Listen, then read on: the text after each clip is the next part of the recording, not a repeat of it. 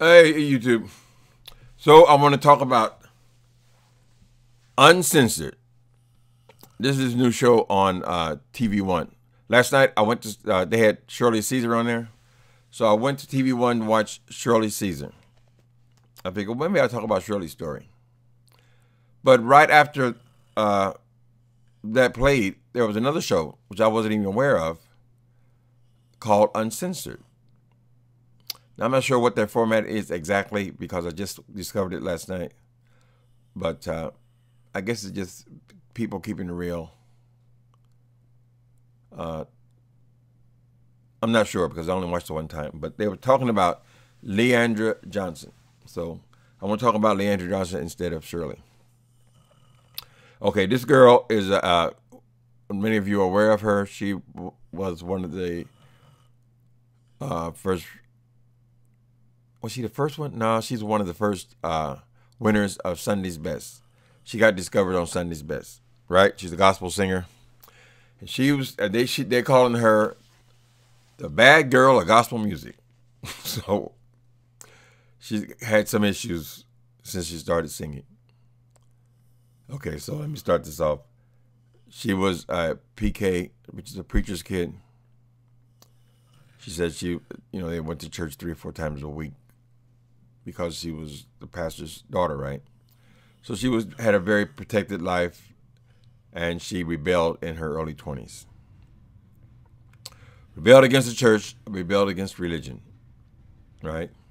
But still knew God. I think that's the key part of this thing. God has got nothing to do with your religion. That's what I would title it. God has got nothing to do with your religion. God is still God. All right. She rebelled. She ended up having 3 children in her 20s. So when you have babies in your 20s, some people, in their 30s, but mostly it's in your 20s.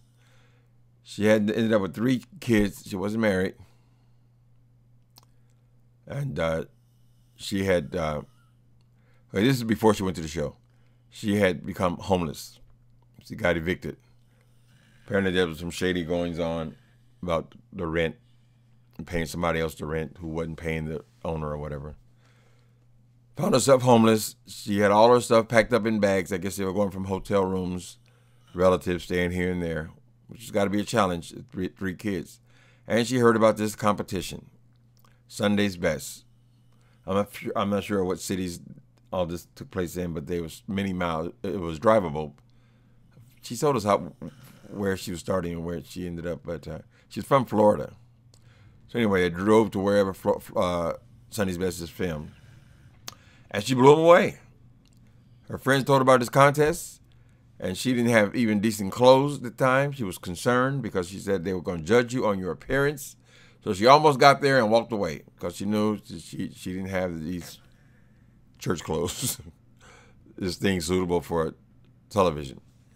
But this is just the audition. This is not going live. She went there. She just had her little regular jeans, regular clothes on, and she blew these judges away. They showed us the clip of when they first heard her on there. Donnie McCurkin. Let me keep my personal views out of this with Sunday's Best. Thankfully, they didn't have Kim Burrell up there, but they had, what was it, One Mary and Yolanda Adams, I think, are the judges. She blew them away, and as it turns out, she won that competition, Sunday's Best. That's when we started hearing about her, right? Okay. She encountered this thing, which I'm sure she was already aware of, because LeAndria was a gospel singer, right? So she wasn't doing venues in clubs. Her venues were all in church, around church folks. The hypocrisy of the church on the subject of marriage. They go in there, all they talk about is marriage, how wonderful marriage is, how we just like white folks, we're going to have these wonderful homes and holiness, which drives me nuts when these people start calling themselves holy. Because if you are holy, what is God? I think it should be a word set apart. Set apart for God. That's what holiness is, not you. Anyway, they have this idea about marriage. They talk about it. But if they had a contest, I mean, they had a day where everybody had to tell the truth. If you didn't tell the truth, your feet would catch on fire. And then some of these churches, all the women who had babies out of wedlock, raise your hand. Okay? That'll knock out about a third of them. All of you women who are single parents, raise your hand. All of you women who are divorced, raise your hand. It goes on and on. Everybody in the church will be standing up, right? But yet they have all of this judgment about other people's body parts. Anyway, so she encountered that. The hypocrisy on the subject of marriage. She had 3 kids, right? She met this musician. They had a fling and found herself pregnant again. Now, here's where it gets complicated. Because her audience is churches. That's where she sings. These churches, I guess many of them contacted her and canceled because she was unmarried woman, and they didn't think it was a good representation of the church. Bottom line, they didn't want her to sing pregnant. Unless, of course, if she had a husband, that'd be different. So I guess they go into all the singers' personal lives. And they said, well, you're welcome to sing here after you have the baby. Well, she took offense to that. She really was hurt by that. Because now, since she started singing and becoming known, singing was her income. So, it's difficult to just stop making money at all for 6 months.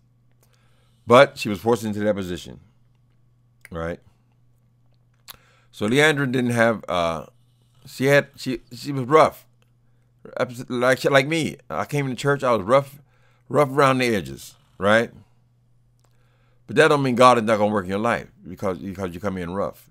If God gave her that gift, He gave it to her for a reason. Because she could have easily been at the club singing secular music. But no, there was something drawing her to sing gospel music. I came in rough. I was a 10-time loser and a drug dealer. I didn't even know how to talk church talk. But anyway, see what happened. So she ended up pregnant. Now she got she ended up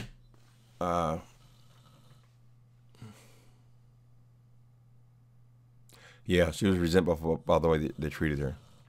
But on her first album, we'll move along a little bit. On her first album, she won a Grammy. She won a Grammy her very first album, very first time out. And I think she's won a couple since then. So now she's in the spotlight again, even more so in the spotlight. When you win a Grammy, it's as big as as high as awards you get in the music industry. But it turns out she drinks. She drinks, and she's unapologetic about drinking. And what's wrong with that? Is drinking illegal? No, they have all these religious ideas they're getting from the church, which a lot of them don't even adhere to them. They just don't want you to be seen drinking. LeAndria didn't feel that way about it. Wait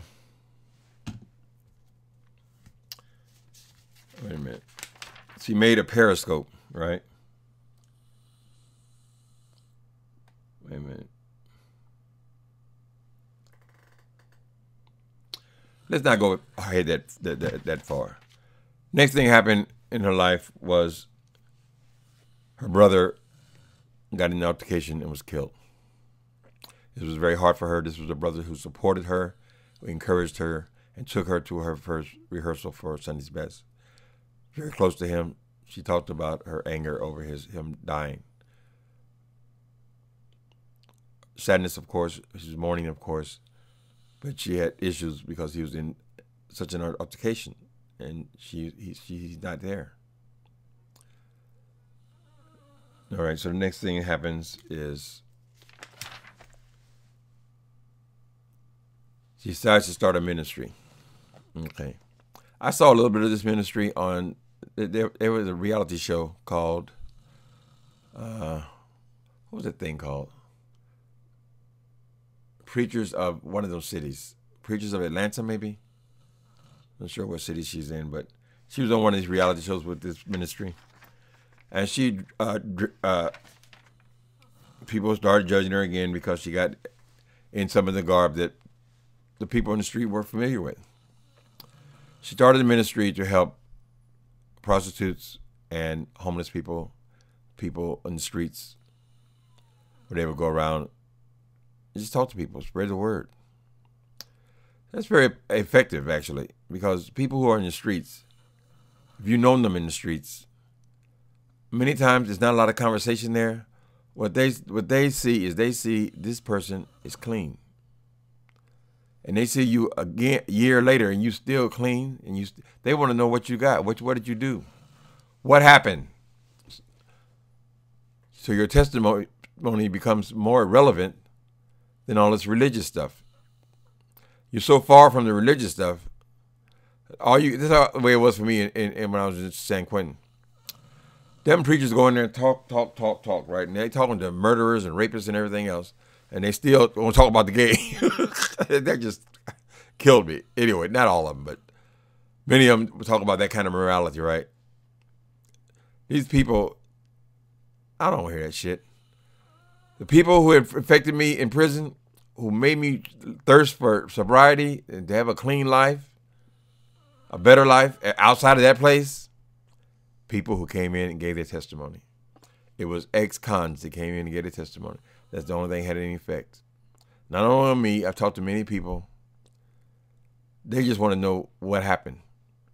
And what happened is spiritual, so it's not always going to be accomplished with words. So a lot of people in the church, they didn't like that. They didn't like her dressing up like that. She wasn't dressing like a whore.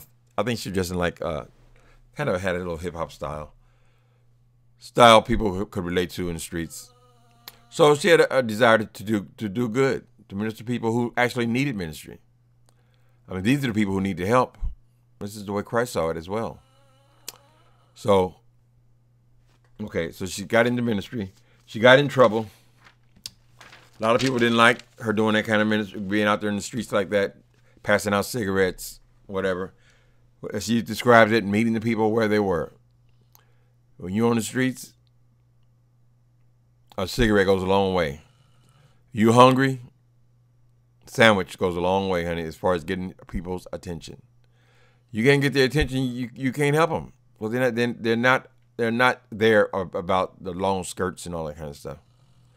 Religion means very little, but spirituality means a lot.